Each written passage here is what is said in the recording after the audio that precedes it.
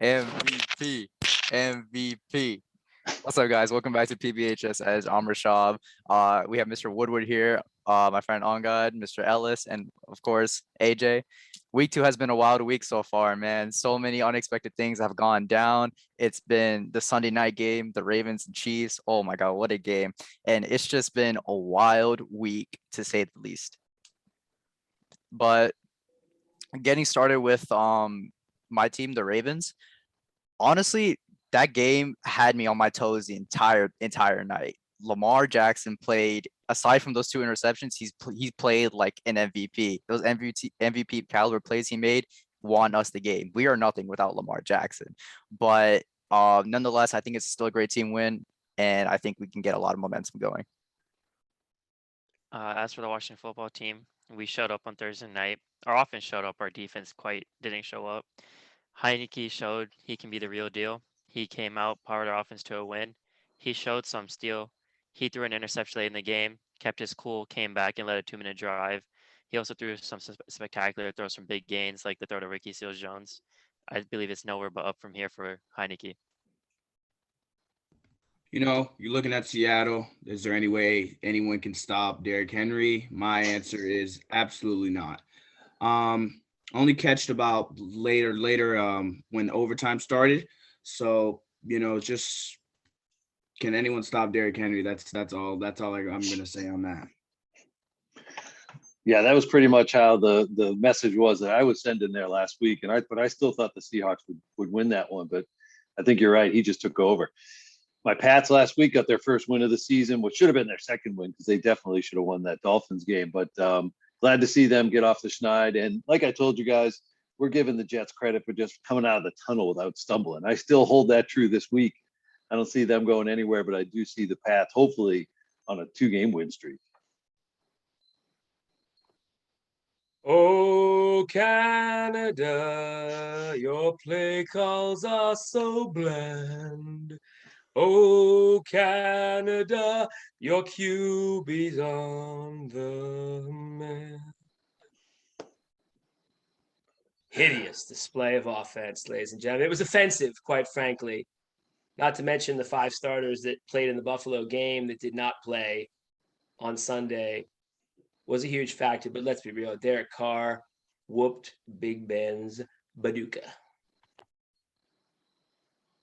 Yeah, man, that Steelers game was pretty wild. But diving into our games for this week, we have first of all we have the Bucks and Rams. The Rams are favored by 1.5, and the line is 54.5.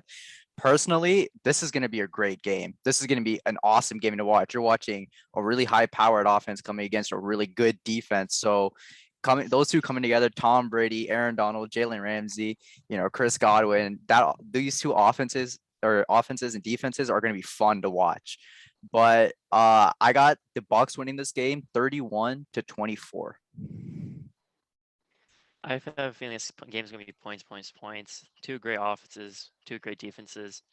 Tom Brady's clicking like midseason form. Matthew Stafford finally seems happy for once in his career with the offense he has around him, and he has a defense that can keep him in the game.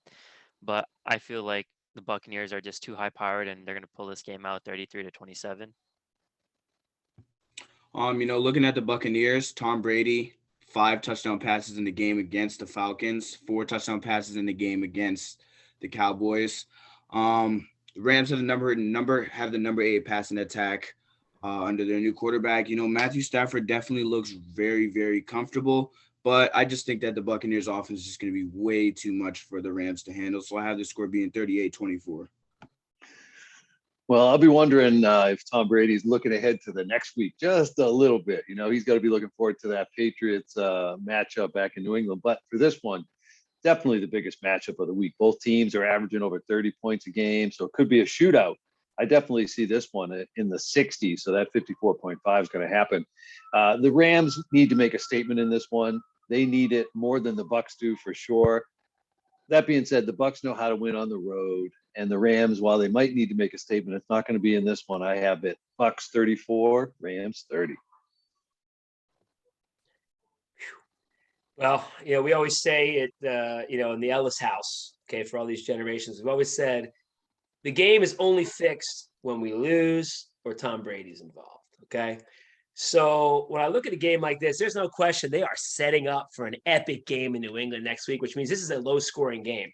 Okay, look at this number. This is a huge number for this game. There is no way this game is going over. It is going to be way under. I have the final score as Tampa 24 and the Rams 13. Matt Stafford's going to look like Matt Stafford again as soon as he feels pressure, which he was fortunate enough not to feel in there too. Just okay to not great opponents. But this week, different story out there. Bruce Arians is bringing the blitz, baby. Look out. Well said. For our next game of the week, we got the Washington football team against the Buffalo Bills. The Bills are favored by 7.5 this week, and the line is 45.5. Personally, I think Buffalo is gonna edge this one out, but I don't think it's gonna be easy on them.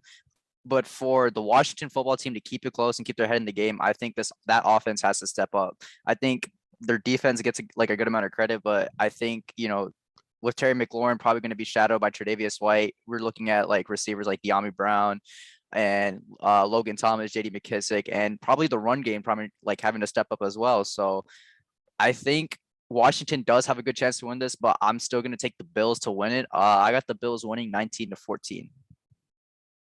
This game is going to be a measuring stick of some sort of where our rebuild is at, because the Buffalo Bills were in our position a few years back and now they're contenders. This is a really big game for us. As we've been seeing these past few games, Josh Allen isn't performing as a Josh Allen we saw last season. And I don't think this defense is going to give him a chance to get to that level again. Hopefully our passing defense gets up to par and our offense stays clicking. Heineke needs to come out and perform well and get some points up on the board. He has to rely on his other targets like De'Ami Brown, I don't know if he's Logan Thomas, and hopefully Antonio Gibson. This game is going to be close, but sadly, I think the Bills are going to beat us 27-20. But if we pull up an upset, I won't be surprised. Looking at this game, Taylor Heineke threw for 336 yards and 2 touchdowns in his first start. So then, as I mentioned before, Washington, their whole defensive line, all first-round picks, they're going to be coming in hard. Chase Young's going to be hungry to get at Josh Allen. You can obviously see that. Everyone can see that. But I have the Bills winning this game 28-7. Yeah, I think I'm pretty much just piling on with this one. I live with the Washington football team fan, since you grew up here. And since we moved here, I'm not even going to mention how long ago that was. They have not been very good. I do like what I'm seeing under Ron Rivera. I like the defense. I like what Taylor Heineke's doing. We talked about McLaurin and some of the other players. Definitely got some things on the upswing, but they're facing a team, which is the Bills, who would they want to be? That's who they want to be in next year or the year after. They lack the quarterback for that just yet. And I know that Mr. Ellis will tell you how overrated Josh Allen is. He thinks he's the number one most overrated guy in the league. But with him playing a little bit better, I can see in this game, the Bills Mafia cranking it out there in a home game. I see the Bills taking this one 27-17. Well, had a good week last week, but that means that this week just seems to be disaster. So I might as well go all in, okay? But I seriously feel this way, that if they're smart, Washington, they're going to play the same game plan as the Steelers played against Josh Allen, which is don't blitz. Complete passes against us over the middle of the field. Complete 7-8 yard passes against us. You can't do it, Josh Allen, because you can't throw there, because you have to look for your second read, which you never hit. And you won't hit in this game either. And I got Washington win this game 20-17, scoring 10 points from the defense, one with a turnover deep in their own territory, and one with a pick 6 of Trash Allen. And, I know I jinxed things with the Wegmans thing, having them all over here in Columbia. We have Josh Allen, cereal boxes everywhere. But this guy's not a good quarterback. I'm sorry. And he'll find a way to lose this one too. I like Washington, a huge upset, 2017. Gotta love Mr. Ellis's optimism for the Washington football team. But for the next game of the week, we got Packers and 49ers. The Packers are favored by 3.5, and the line is 47.5. Personally, on that Monday night game, that Packers defense looked horrible. It looked horrible. They were getting shredded by Jared Goff, most importantly, and that Detroit offense is just, I don't know. TJ Hawkinson is pretty good, but they were just getting shredded by Jared Goff. But I still think that the Green Bay offense is still going to be able to produce with Aaron Jones having a monster game against that Lions defense. And I think he would probably have like a similar game against the 49ers, but I got the Packers winning 21-28. We saw last week the 49ers struggle against the Eagles of all teams. And then Aaron Rodgers also struggled, but they seem to get it clicking again with the win against the Lions. And I think he carries that momentum over to this game. And I'm not sure the 49ers defense is going to show up at all. I don't think they're going to make an impact on this. And I feel like Aaron Rodgers is going to he hits that midseason form, comes back to like that MVP candidate level. And I have the Packers winning this one 31-17. Looking at that, how the Packers got torched by Jameis Winston and the Saints in week 1, and then Jared Goff torched them as well. So I just personally think that I don't see the Packers winning this game. I got the score 24-14 for the Niners. For me, the Packer defense has not shown much this year, and the Niners are not the Lions. So that doesn't mean that there's not going to be some offense. I mean, these are talented offensive football teams, great quarterbacks on both sides. And I think that in this one, the Niners are going to come out 34-31. I see a high scoring affair, and the ball will be flying around the yard. And I can definitely see the Niners taking this one only by a field goal, but that'll cover. I see something similar there, Mr. Wood, but I'm going to say that I think Aaron Rodgers will have the ball last, and that'll be enough to get the W. I like 37-34 in the favor of the Green Bay No-D Packers. All right, for our next game of the week, we got the Baltimore Ravens versus the Detroit Lions. The Ravens are favored by a comfortable 9.5 points, with the line being 49.5. Baltimore is going to easily take it this one, but I will say we do have to watch out for TJ Hawkinson, especially from these past 2 weeks. These tight ends have been killing our defense. Darren Waller was killing us. Travis Kelce was killing us. But I think we got to do a better job of containing TJ Hawkinson on the defensive side of the ball. But I think with our offense, I think we're going to run the ball, control it a lot more, and probably just dominate time of possession. I have us winning 35-17. The Ravens pulled out a pretty gutsy win over the Chiefs, and I like what they showed there. That was a major upset, but their defense is still hurt. Their offense is still hurt. They have a bunch of knockups. I don't think they're going to lose this game, but I believe that line of 9.5 plus is a stretch and a big stretch. The Lions showed some fight these past 2 weeks. They're 0-2, but they have some good fight in them. I love DeAndre Swift. He's a great player, and I think he'll be able to leave an impact on this game. And as Rashad said, TJ Hawkinson is coming out to be a really good tight end, and Ravens struggle against those tight ends.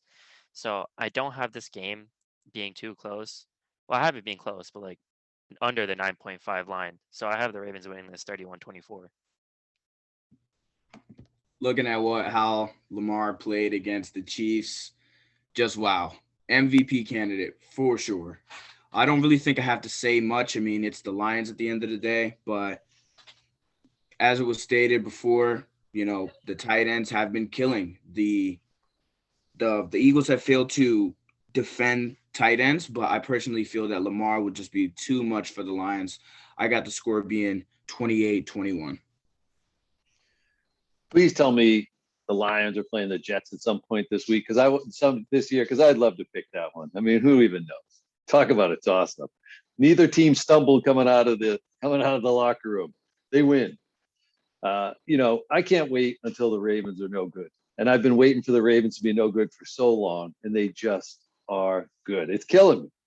And last week, you're right, Lamar, MVP type performance against another MVP who had a great performance. Although the Ravens, finally, they canceled Mahomes September. He was undefeated and hadn't thrown an interception in September. Of course, you don't win championships in September. You win them.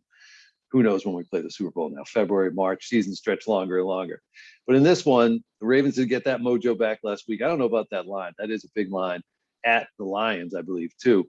So ultimately, the Lions are bad. So I look for Lamar and the Ravens to put this one away early. And I'll take the line, 31-20.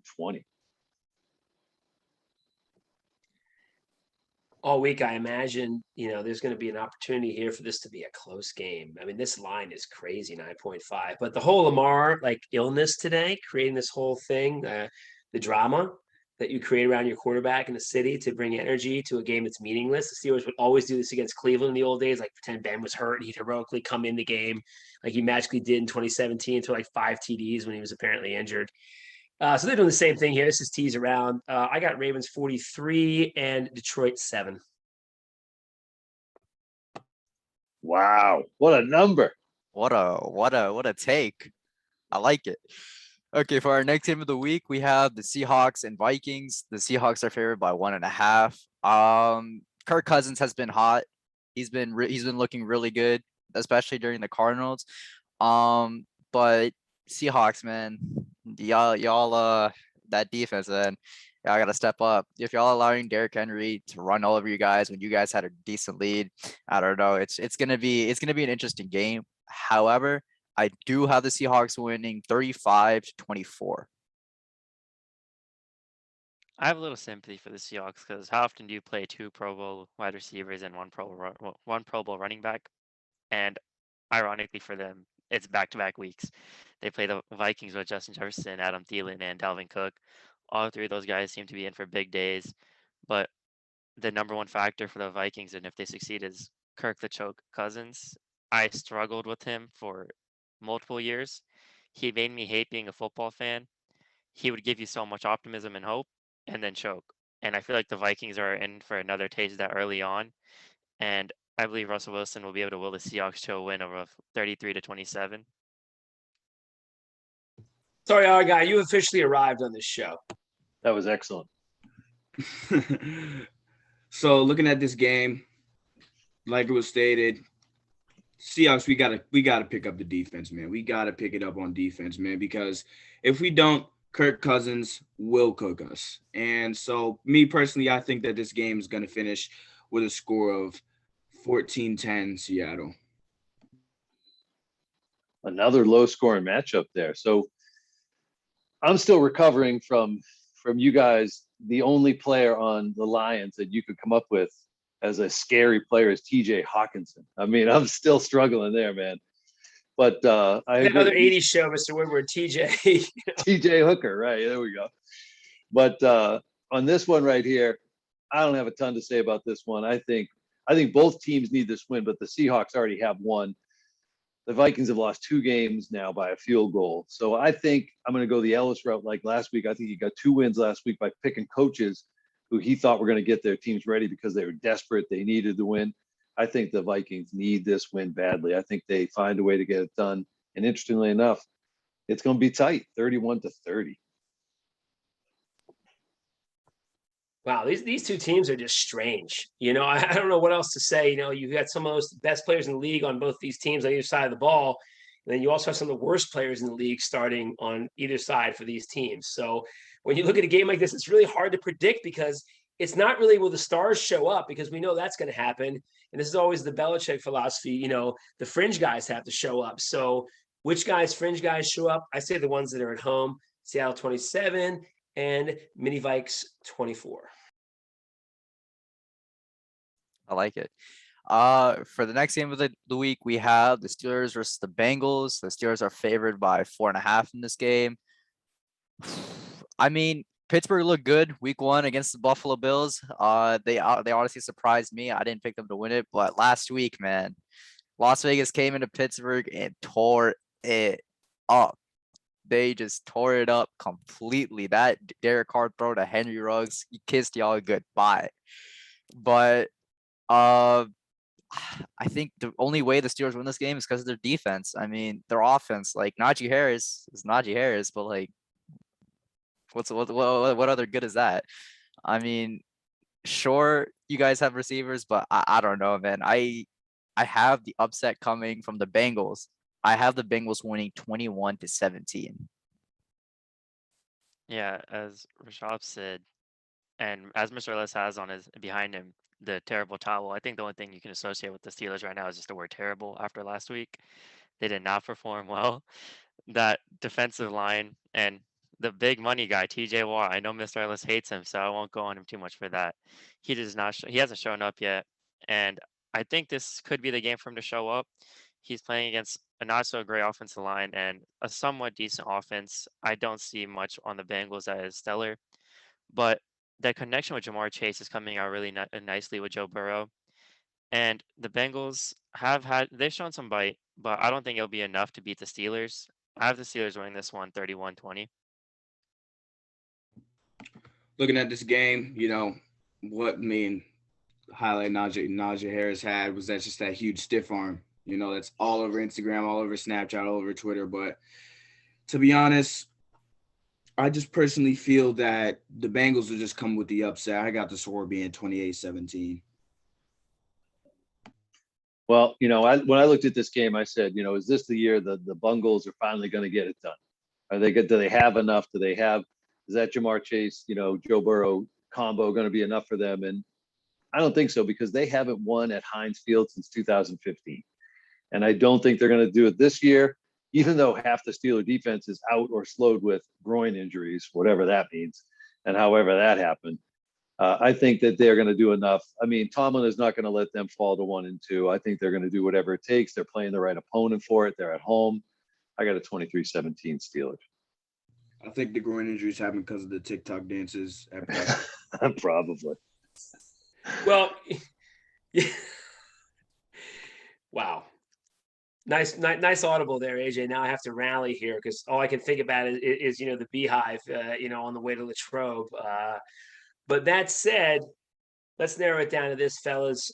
This is a similar scenario to what last Sunday was for Baltimore. Great franchise. Let's find a way to win games we shouldn't win. I mean, we should lose this game. Joe Burrow's on the rise. I mean, if you're Cincinnati, you have to feel confident like you can beat us because you beat us in Cincy in a game we needed in a season where you won 4 games and no Joe Burrow, with a guy quarterback that was no faster than me or Mr. Woodward. But at the end of the day, we're going to find a way to win this game because our coach is Mike Tomlin. And because our quarterback is playing the drama card this week, like he does every time we lose. Go back and look at the stats, guys. 95% of games that we lose with Bennett quarterback, he's on the injured list the next week. I give my brother credit for that because he called this. I went and actually kind of studied it. It's the truth. Anyway, we're going to find a way to win this game. It's going to be hideous, but we'll find a way to win it. I'm going to say 20-17, but man, I mean, it's just not convincing at all. I will say Mr. Ellis is always right when it comes about coaching. He never missed on that.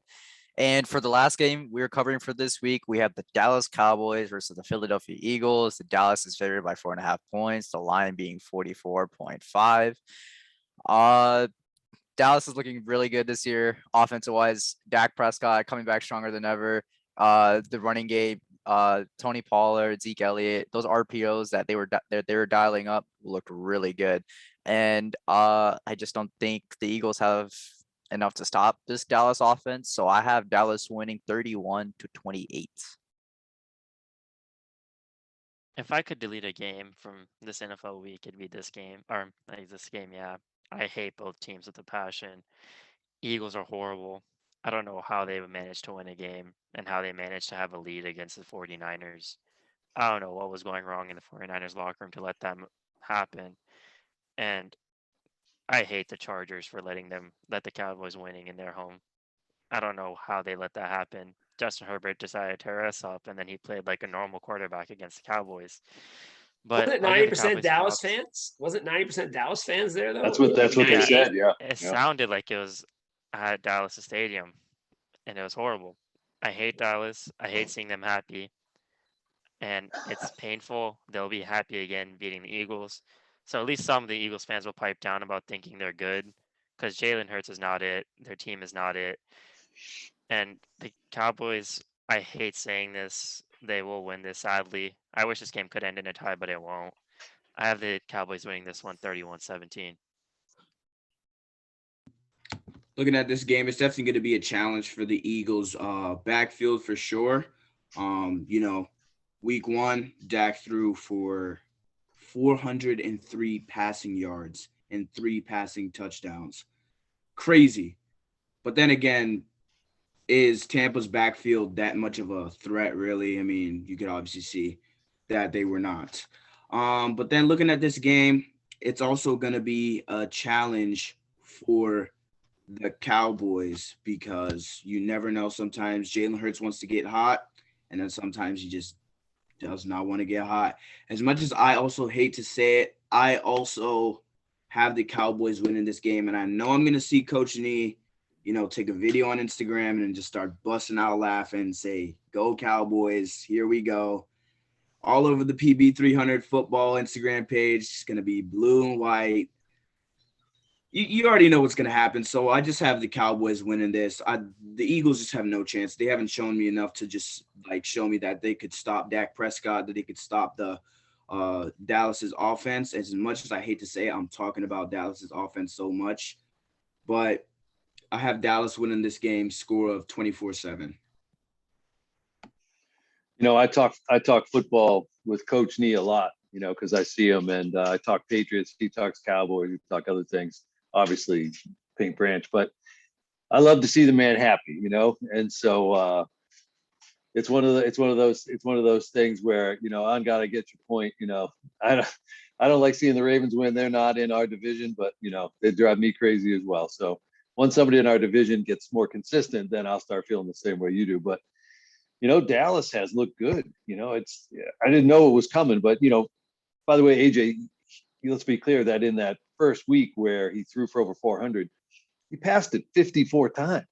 54 times. That game was nothing but ball just flying out of their hands all night long. So I was surprised that Dallas was so good last week. I mean, I really thought that Chargers team was better. They were playing at home, no less, but like you guys said, it was mostly Dallas fans.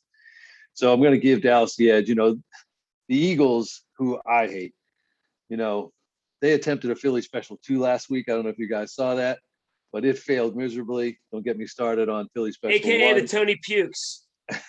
But that was one of several blunders for them last week. They didn't convert in the red zone. And I don't think that they're going to be playing well when they pull into the road in Dallas this week. So I'm not sure what to make of Jalen Hurts yet, but I do know that Dak looks real good. And so I got the Cowboys in this one, 27-20. As Bob Seger would say, let the Cowboys ride. I mean, come on. Dak looks ridiculous out there, fellas. I mean, he is every bit the guy they paid. Come on. Unlike TJ Watt will prove to be, which they could have drafted. And now we have Taco Charlton, interestingly enough, the guy who they drafted instead of TJ Watt, which is wild. We picked him up this week. Dallas easily in this ball game. I mean, as much of a dolt as Coach McCarthy can be at times, the guy has good players, and a team that doesn't is the team across from him. I like 31-20 Dallas. Nick Sirianni, you got nothing. But quickly, guys, if I can just add this right now, you all may have seen Mr. Woodward's shirt. Mr. Woodward, I want to let you just talk for a second so we can see your shirt one more time. Yep, repping my man Walter Hardy, who was a former teacher, coach, legend at Paint Branch, and just proud to represent him here tonight. I love it, man. Love the shirt. But yeah, that will do it, guys. Week 3 PBHS Edge. It's gonna be an exciting week for the entire NFL, and we can't be back here. We can't wait to be back here week 4 to discuss what happened this week. Thank you guys for watching. Appreciate it.